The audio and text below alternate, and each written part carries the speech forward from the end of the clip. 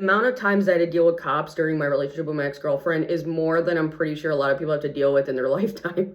Cops coming to my house became like a normal thing. Like, I always needed to protect myself because at the end of the day, I was, living with shaved head. Compare me to the damsel in distress, who are you gonna fucking believe? It's not gonna be me. I know. Don't be deceived by the muscles that I have. Cops would generally come over, knock, knock. Hey, is Sally home? I'd be like, yeah, sure. Sally, cops are here. Can she come outside? I'd be like, sure. And she would go and have a private conversation, and I'd go on my merry way. It only happened when she was actually working. So she must have been giving her job some sort of story, and then they would be concerned and then send cops over. And then there were the times where Sally would threaten me with the cops, and she would literally tell me, I'm going to take everything from you. Nobody's going to ever believe you. You're going to go down. And I'm just like in a constant state of like, what's going to happen to me? What's going to happen next? So I would record everything. Thousands of hours of footage I would have on my phone. Times she would threaten the cops, call 911 and hang up. And it's like, what do you think is gonna happen? One night, the cops come over and there were cans everywhere. I think she had started drinking at like 10 a.m. And I let 3 officers in my house. Now, mind you, cops are nice. Like, literally, come the fuck inside.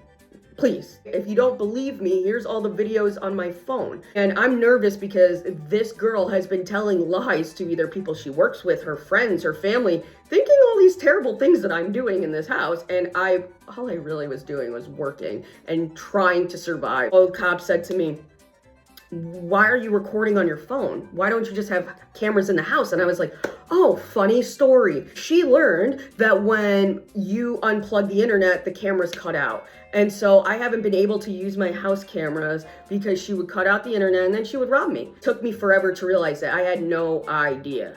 No idea. On the cops list, they're like, oh. And I said, yeah, so I said, all I have is my phone. So you could hear all day long how this has been going. You can see I left everything just like this because she's been threatening me all day. And that happened twice.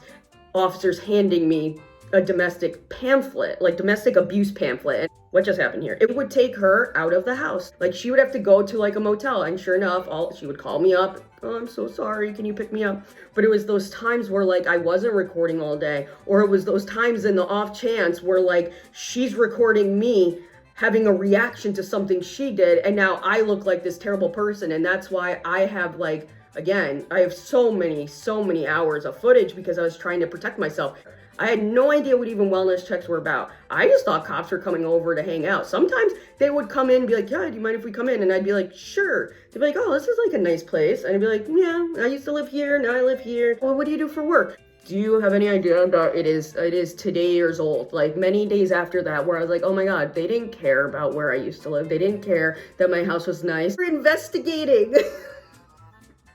What is wrong with me? That's how much trouble I've never gotten into my life. Like, I don't even know. Chit-chatting away. My advice that if you're in a relationship with somebody with a substance abuse problem, yeah, have cameras everywhere, sure. But somehow find a way to keep it on premise and like make sure that you can't, like, if power goes out or if you don't have internet and it still works, film everything. Because at the end of the day, if you're a grown-ass man, no one is ever gonna believe that you didn't beat that bitch, right? Like, or, driving while black, or, living with shaved head. There's just things that you have to look out for. She really instilled a fear in me and she wasn't wrong. It's just like, who are they gonna believe? You?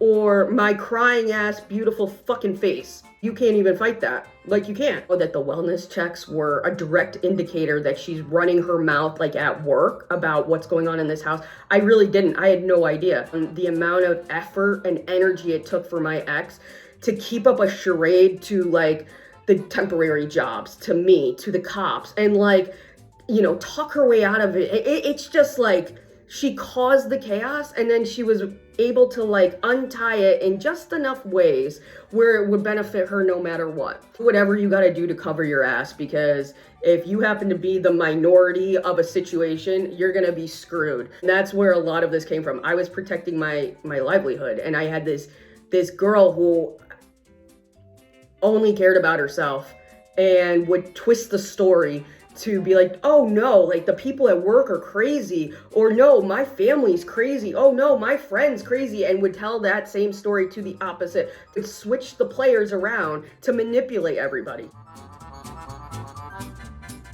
all the fucking dominoes fall and you're like, what? And all arrows point to, you know, Alcoholic Sally. So, and this is a story of just the cops at my house. Yeah, more to come, I know. And that's all I gotta say.